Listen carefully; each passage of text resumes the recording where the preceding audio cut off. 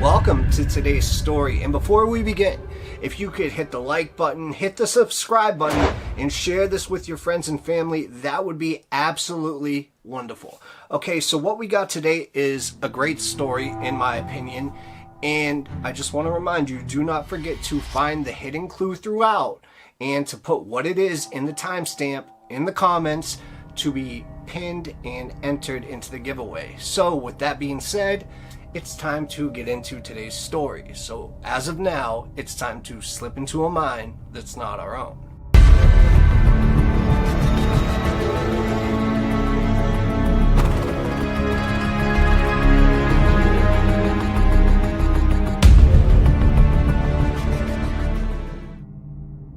Now, this is the story of two women, unknown to one another, drawn together by a terrible tragedy. One, Melanie Uribe, was a nurse working at Pacoima Memorial Hospital in Burbank, California. Now, Melanie was 31 years old. She was an attractive brunette. She was also divorced, and she was the mother of her 8-year-old son. Now, she loved her job, and she was known to her superiors and her colleagues as very dependable. So it was unthinkable that she would ever miss a shift without calling in, yet on the evening of December 15th, 1980, that was exactly what happened. Now, Melanie failed to show and all calls to her residence went unanswered. Now, the other woman in the story is named Etta Smith. Now, Etta was 32 years old, and in 1980, she worked at Lockheed Aerospace as a shipping clerk.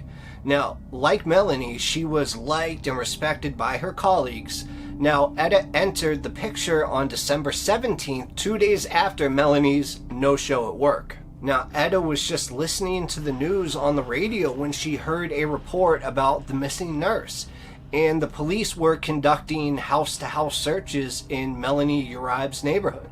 Then suddenly, out of nowhere, a vision just flashed across Etta's mind. A vision so clear it could have been written in 20-foot tall letters across a flashing billboard. "She's not in the house," the vision said. And the police by now had learned some troubling things about Melanie's disappearance. Melanie had not simply vanished, she had been abducted. Now, eyewitnesses had seen a woman pull her pickup truck to a stop at a traffic light. They'd then seen two men force their way into the vehicle and then seen them drive off with Melanie. But then the police also already found the truck, and it was burned to a crisp in a remote area. I mean, these sounded like professionals. And Melanie's white uniform laid on the ground beside it. But when it came to Melanie, there was no trace of her at all. And so far, they had been unable to find her. And it was here that Etta Smith got involved. Now, Etta's vision had not ended at the simple revelation that Melanie was not inside a residence. What followed was something that, according to her later account, was like a movie. Very, very clear. And in it, she saw a canyon and a curving road and shrubbery to either side. Plus, there were a bunch of hills in the background and a dirt path leading from the road toward something white that was lying on the ground. Etta believed that the white might have represented Melanie's uniform, and that it marked the spot where her body was. But, I mean, what would she do with this information? I mean, for one, Etta had never experienced anything like this in her life before, and certainly did not consider herself a psychic. I mean, how would the police take it if she suddenly showed up talking about visions? I mean, would they take her to a psych ward? Would they accuse her of wasting their time? Or would they arrest her? And Etta was scared and didn't know how it would turn out. But she knew that she had to share what she had saw. She knew that the resolution of the case might depend upon it. So leaving work early that day, she headed directly to the Foothill Community Police Station in Pacoima. Now, the response that she got was just about what she expected. I mean, the cop who interviewed her, Detective Lee Ryan, he was polite but skeptical. It was only Etta's high-level security clearance at Lockheed that dissuaded him from showing her the door. I mean, think about it. This wasn't just some crazy person off the street. This was a trusted employee of a serious company, And eventually Ryan pointed to a map and asked Etta to show him the area where she believed Melanie's body would be found. Etta right then did so without hesitation, pointing to Lopez Canyon, which was a remote part of the San Fernando Valley above Lakeview Terrace. Ryan then thanked her for the information and promised to send a search team. Then Etta left the precinct building, feeling kind of underwhelmed by the police response. And Ryan had listened, but she did not believe that he had taken her seriously. But I mean, could you really blame him? So right away after that, she decided that she wasn't going to wait for the police to search the whole area, whenever that might be. She was going to round up some friends and family and carry out the search herself. And just hours later, she was driving her car along a familiar stretch of road, the same road she had seen in her vision. Now, at this moment, she was cruising slowly toward the top of the canyon, and Etta was overcome by a strange and unpleasant sensation.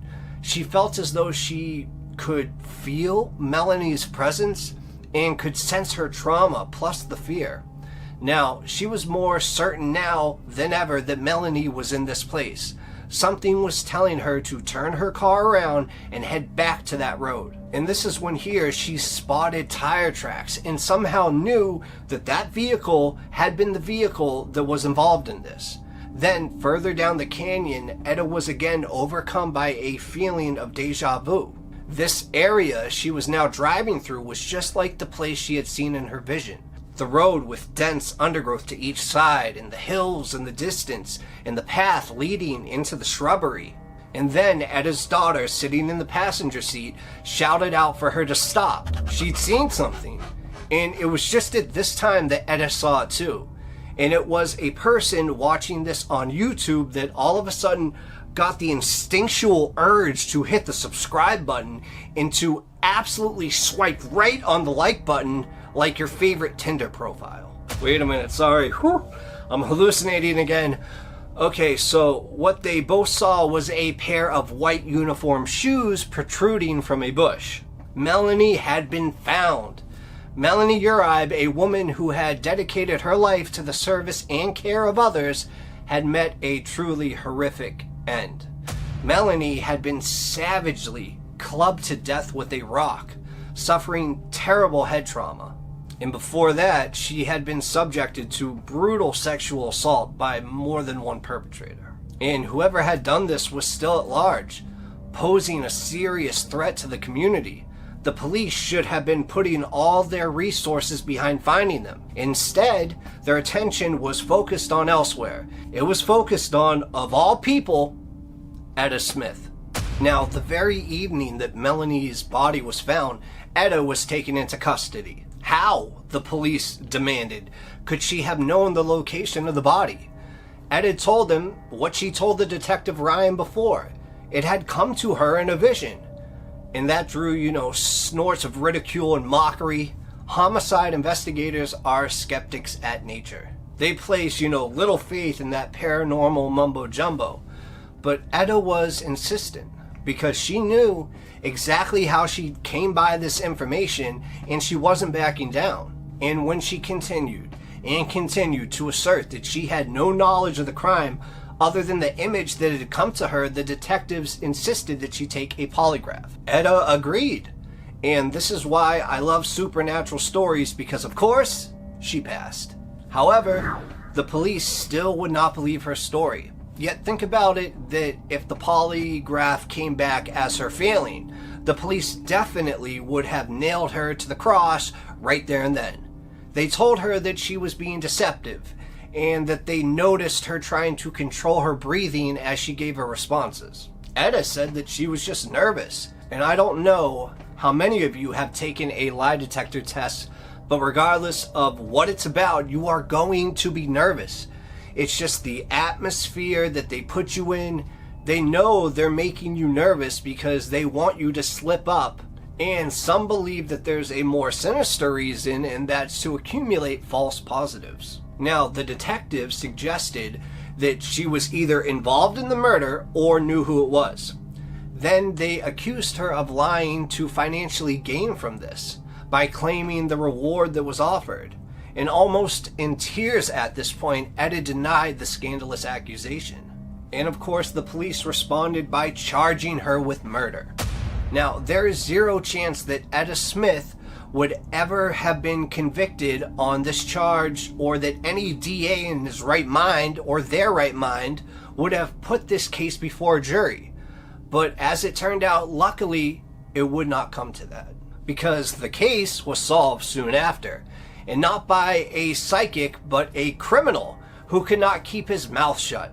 Now, a police informant tipped detectives off to a 21-year-old named Louis Carnell Morgan, who had been bragging about abducting, sexually assaulting, and murdering that nurse. So Morgan was soon put under arrest and quickly gave up his accomplices, 20-year-old Spencer Nelson and an unnamed 17-year-old.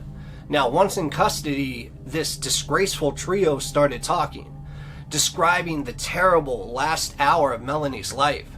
You know, they had ambushed her at the stoplight, driven her about 15 miles north to Lopez Canyon, forced her to undress, and taken turns sexually assaulting her. They had then beaten her to death with a large rock, even as she begged for her life, and told them that she had a little boy at home who needed her. Now, Morgan and Nelson were convicted of murder and given long jail sentences. Now, Etta Smith at this point, meanwhile, had been released from police custody after spending 4 days behind bars. Now, during her first 24 hours, she had been deliberately deprived of food and water in an attempt to break her. And she left without so much as an apology. She later sued LAPD and received a payout of around $26,000. If you ask me, she should have got at least 10 times that. Etta Smith had never had a single instance of precognition until that December day when she heard the news report on the abduction of Melanie. Now, what was it that triggered this fatal vision? So clear that it could have been a movie playing in her head? We don't know. And neither does Etta. But she did say during an interview, "I sometimes wonder what it was that transpired from this innocent person who was murdered and how her death somehow reached out and touched me. I think it's one of those mysteries in life that many things happen to us that are just unexplainable." I as well am not sure how this worked, but I have in my personal life had similar experiences, not to this extent, but of a dream of a friend kind of asking for help, and then the dream fades away, and when I woke up in the morning later that day, I heard 1,000 miles away that he had passed away. Now, my vision was nowhere near as detailed as Etta's, but it does make you think. Sometimes, is there some cosmic relation that can be served up through our consciousness, or maybe even the unconscious mind?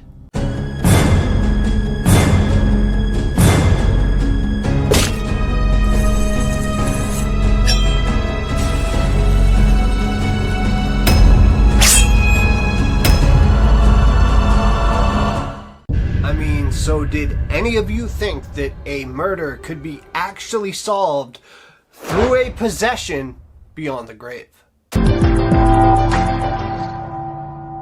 Teresita was born in the Philippines in 1929, an only child to successful business couple Pedro and Socorro Basa. Now, when she was 31 years old, she graduated from a Manila university and immigrated to America to study music. Then, over the next decade, she settled in Chicago and became a respiratory therapist at Edgewater Hospital. Now, in a bizarre mini twist, John Wayne Gacy, the killer clown, was born at that very same hospital just 30 years before Teresita arrived. Now, she lived a quiet, unassuming life with her husband, Joe. While working at the hospital, she provided free piano lessons for children and was known to be a friendly member of the local community, which made what was about to happen all the more baffling. You see, for her at the time, it was just an average night, but what she didn't know is that it would be the worst night of her life. So Teresita and her friend Ruth Loeb, They chatted on the phone for around 30 minutes, and Teresita told Ruth she was expecting a friend to come over but didn't say who it was or why they were visiting. So, less than an hour later, the fire brigade were called to a blaze at Teresita's apartment, and it was only called in after neighbors had complained of smelling the smoke in the air. Then, once the fire was put out, her nude body was found deceased beneath a smoking mattress. And there was this kitchen knife that was just sticking out of her chest. After this, the autopsy confirmed that she had not been sexually assaulted, which begged the question as to why she was nude and who killed her. Now, it was clear to investigators that the fire had been set to cover up the murder. Now, there was minimal evidence to go on because most of it had been destroyed in the fire. However, one piece of unusual evidence turned up. It was a partial note which read, "Get theater tickets for A.S." So, obviously initials for somebody. At this point, police interviewed Ruth, who could offer no more details of who the mystery guest was, other than she thought that Teresita was expecting a male guest. Just to tell you a little more, Teresita had gone to work as usual and finished up at around 5:30 p.m., after which they had spoken on the phone. Now, Teresita had no enemies and there was seemingly no motive for her murder. So let's unravel this mystery together, shall we?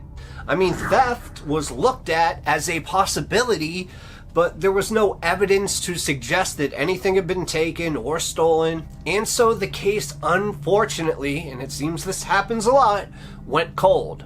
That is until 5 months later, when Teresita returned from the grave to name her killer. You see, Teresita's body was returned to the Philippines shortly after her death, where she was buried in accordance with her family's wishes. But without the killer being caught, her family and friends had no closure until Teresita solved the murder from beyond the grave. Remy Chua also worked as a respiratory therapist at Edgewater Hospital and had been close to Teresita. 5 months after the murder, Remy spoke to her husband, who was a surgeon named Dr. Jose Chua, and told him of the frightening visions that she'd had. She claimed that the ghost of Teresita had visited her on at least 3 different occasions and possessed her body. And the doctor was, of course, skeptical, but then he witnessed his wife go into a trance and become possessed by Teresita's ghost. Then while in this trance, she spoke this Philippine language called Tagalog and asked the doctor for help. Teresita spoke through Remy, and the doctor, wrote down exactly what was said, and this is what was said. "Doctor, I would like to ask you for help. The man who murdered me is still at large." The doctor then asked her name, and the voice replied, "She was Teresita Basa." The voice continued, "There is nothing to be scared of, nothing. But I was murdered by a man named Alan Showery." The voice claimed Alan had visited her apartment to fix her television set, then stole her jewelry right before removing her clothes and stabbing her. Now, at first, the doctor didn't believe what he was hearing, but after more and more possessions of Remy, he slowly came around to what he believed was the truth. The spirit of Teresita Basa had possessed his wife. Moving forward, now Detective Joe Statula was working on another case when Jose contacted him claiming to have information about the murder. Now, understandably skeptical, Statula asked to speak to Remy, and she told him the first vision appeared when she was taking a rest in the nurse's lounge 3 months after the murder. And she said that she woke from a brief sleep to find Teresita standing right in front of her, illuminated by the sun coming in from the window. Hoping it to be like a one-off experience, she put it in the back of her mind until the hauntings escalated. She later claimed she had no recollection of the possessions and only had her husband's word to go on.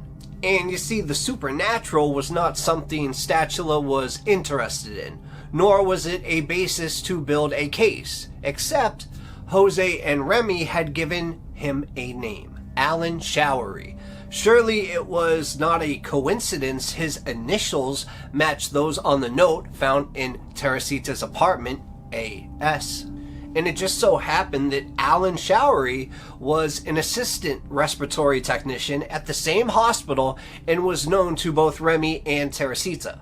Alan was having difficulty with his finances, and Teresita was helping him out by having him do odd jobs for her around the apartment.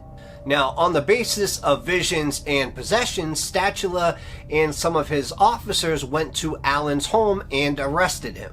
So as of now, you can't say you've never heard of somebody being arrested because of a vision or a possession, because I just told you. Also, his pregnant girlfriend was home at that time. When police searched the home, they found jewelry belonging to Teresita. And it was at this moment that they also found a younger man in the corner screaming to you, saying, "Subscribe and like this video, or you might yourself become possessed." I'm just reading the story, guys, but I would do as I'm told. I don't think it's worth taking the risk. Now, at first, Alan denied everything and said, they got the wrong guy. But the tables turned when investigators dug a little bit deeper. Alan admitted to visiting Teresita to help fix her TV, but then he said he left straight after that. However, his girlfriend claimed he knew nothing about electronics and couldn't even fix the squeaky bed in their room. So soon enough, Alan cracked and admitted to attacking Teresita. He said he had visited her apartment in the hope of getting some money to, pay off his rent. But when he saw that she was in possession of jewelry from her rich parents, he decided to rob her. Teresita fought back, and Alan then stabbed her in the chest, and he stripped her naked to make the murder look like a sexual assault. Then he set a mattress on fire to hide any of the evidence. He made off with approximately $50 in cash, a pearl ring, and a jade pendant. Alan later withdrew his confession and changed his plea to not guilty when his lawyers learned he had been arrested on the basis of a supernatural vision.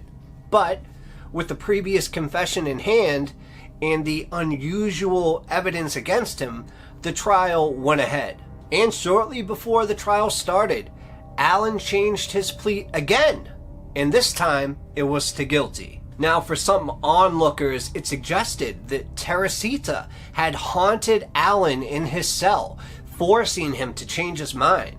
And it remained unclear if the note with the AS initials was written by Teresita or was something misplaced by Alan.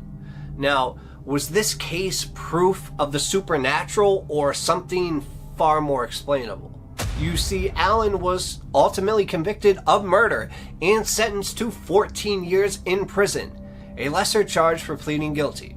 Now, he served only 5 years before his release, and his life and whereabouts after his release were known only to a select few, which in my mind is absolutely mind-boggling and unacceptable. I mean, Remy and Jose's story of the possessions seems quite plausible on one level and yet impossible on another. I mean, I guess the angle here is whether you believe in ghosts and possessions in the first place. But there is a little twist in the case of Teresita Basa, with a couple of theories out there in the wild. If you ask me, personally, there are a lot of unrealistic theories. For example, one of them suggests Remy had a grudge against Alan, as there were recorded complaints he had made against her regarding the quality of her work. Now, could Remy have set Alan up to take the fall for this murder? Well, no, I don't think so, because Alan ultimately confessed.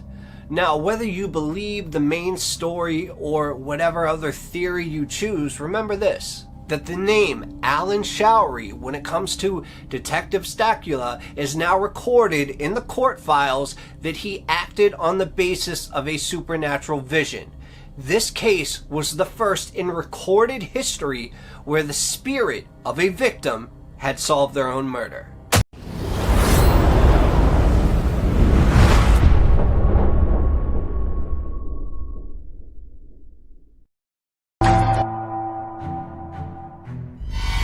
Look out for the hidden message in today's story. Now, you would think that it would be impossible to catch your own killer once you have already died.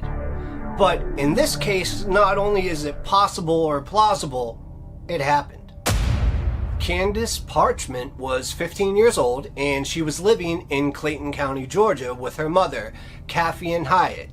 And she was an aspiring writer attending Forest Park High School, and she had a very bright smile. She was extremely amiable and by all means had a promising life ahead of her.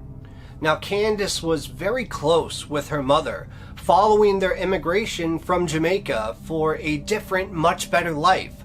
So it was very uncharacteristic for her to suddenly leave home on April 28th, 2010.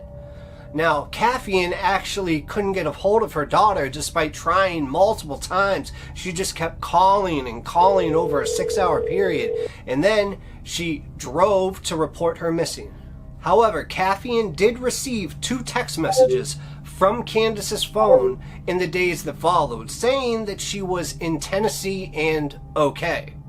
But her mother didn't believe that she was the one who actually sent these text messages, just because of the way they were written, and so she continued to search for her. And then in November 2010, this search ended when authorities found Candace's remains under an old mattress in a wooded area close to her home. Now, the autopsy revealed that she was stabbed and strangled to death. Okay, so for this story, we're going to have to go back a couple months. And 3 months before Candace's disappearance, she had survived an attempted sexual assault on her. On January 5th, 2010, Caffeine was, just driving around looking for her daughter. And she noticed that this person had sneaked out when she pulled into this abandoned house's driveway. And then only to see Candace rushing out scared and afraid. But back then, Candace only told her mother she was attacked, but didn't tell her who it was. And despite Caffeine's insistence, Candace didn't go to the police about it either. Now, sadly, more than 3 months later, she suddenly disappeared, with her body, as I said, being found November 2010. Also, what's horrible, though, is that the case didn't move forward until Caffeine found Candace's diary while prepping for a move in October 2011. And she had an entry in that journal for the fateful January day.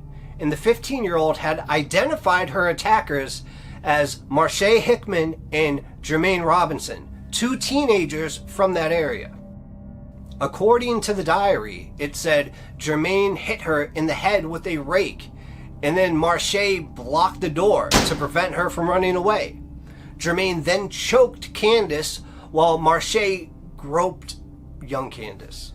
Now, around the time of the attack, Caffeine had called Candace and spoke for a little bit.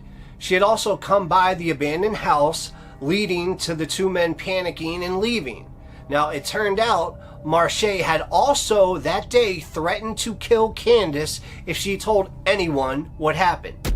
So now we know that when Caffeine, Candace's mother, drove into that abandoned driveway, that's why she saw somebody running out, and that's why she saw Candace coming towards her in a panic. Now, upon learning this information, the authorities looked into the duo and realized Marche was already in custody on an unrelated burglary charge. Now, when questioned, he initially denied being involved in the matter at all, yet later admitted to placing his arms around Candace's neck and squeezing until she went limp. Now, while there was evidence of that, there was also evidence that Candace was stabbed, and Marche only confessed to strangling her, though he did claim to have blacked out when it happened, before adding that he returned to the place several times to confirm that her body hadn't been found.